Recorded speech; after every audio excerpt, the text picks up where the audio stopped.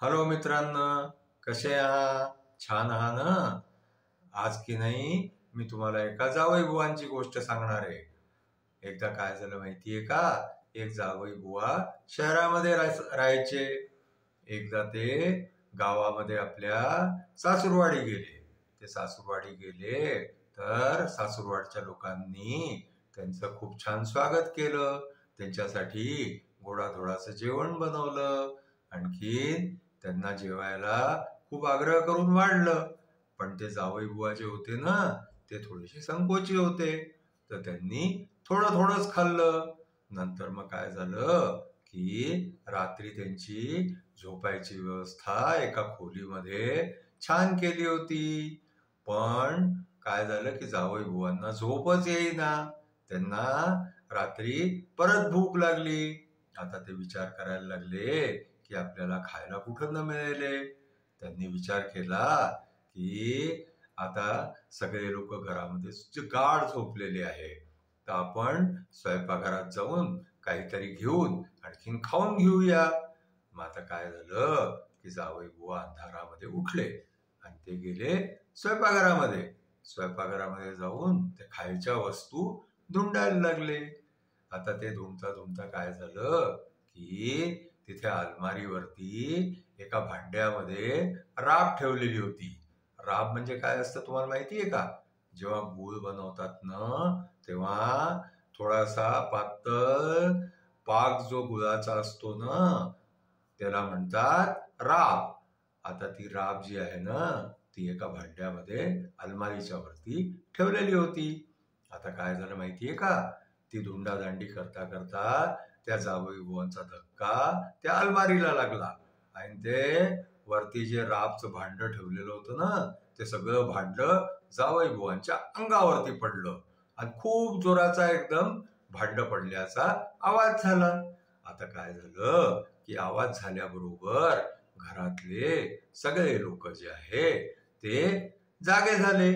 आता ते विचार करायला लागले की स्वयंपाकघरातून कशाचा आवाज येऊन राहिलाय, कोण आलंय, मांजर आली, कुत्रा आलं, कोण घुसून आलं घरामध्ये. म्हणून ते सगळे स्वयंपाकघराकडे यायला लागले. एकदम जावई बुवा घाबरले. आता काय करणार? कुठे पळणार, कुठे लपणार? तर त्या स्वयंपाकघराच्या साईडला एक खोली होती. त्या खोलीमध्ये की नाही कापूस भरलेला होता. आता जावई बुवांना काही सुचेना, तर ते शेवटी त्या कापसाच्या खोलीमध्ये जावई बुवा घुसले. आणखीन ते जसे ते कापसाच्या आतमध्ये गेले तसं जे आहे ते तो सगळा कापूस जो आहे ना, त्यांच्या अंगावरती पडलेली जी राब होती ना, त्याच्यावरती चिपकायला लागला. आता लोक धुंडायला लागले की स्वयंपाकघरामध्ये कोण आहे, कोण आहे? तर त्यांना जे आहे ते कापसाच्या खोलीचा दरवाजा उघडा दिसला. आता ते लोक कापसाच्या त्या खोलीमध्ये जाऊन धुंडायला लागले. आता कसं तरी करता करता ते जावई बुवा जे आहे ना, ते उघड्या दरवाजातून जेव्हा सगळे आत चालले गेले ना, तर ते त्या उघड्या दरवाजातून बाहेर पळायला लागले. तर अंधारामध्ये त्यांच्या अंगावरती खूप सारा कापूस चिपकून गेला होता. तर सगळ्यांना असं वाटलं भूत आहे, भूत आहे, भूत आहे, भूत आलं, भूत आलं करत सगळेजण जे आहे ते दंडा घेऊन त्या जावई बुवांच्या मागे मागे धावू लागले. आता पुढे पुढे जावई, मागे मागे सगळे. सगळ्यांना असं वाटलं की भूतच आहे, भूतच धावून राहिलेलं आहे. आता जावई बुवा जे आहे ते धावता धावता त्या गावाच्या वेशीवरती एक तलाव होता. त्या तलावापर्यंत पोहोचले आणि त्यांनी जाऊन जे आहे ते तलावामध्ये उडी मारली. आता सगळ्यांना असं वाटलं की भूत पळालं आणि त्यांनी जाऊन जे आहे ते तलावामध्ये उडी मारली. आता सगळेजण तिथे 2-4 मिनिटं थांबले. त्यांनी पाहिलं कोणी बाहेर निघतंय का, पण कोणी काही बाहेर येईना. म्हणून जे आहे ते सगळे आपल्या आपल्या घरी वापस आले. वापस येऊन जे आहे पाहतात तर काय, जावई बुवा गायब. आता सगळे जे आहे ते चिंता करायला लागले की अरे बाबा, जावई बुवा गेले कुठे? आता ह्यांना कुठे धुंडायला जायचं? ह्यांना गावामध्ये तर काहीच माहिती नाही आपल्या घराशिवाय. पण मग सगळेजण जे आहे ते गावामध्ये इकडे तिकडे हिंडून जे आहे ते जावई बुवांना धुंडायला लागले.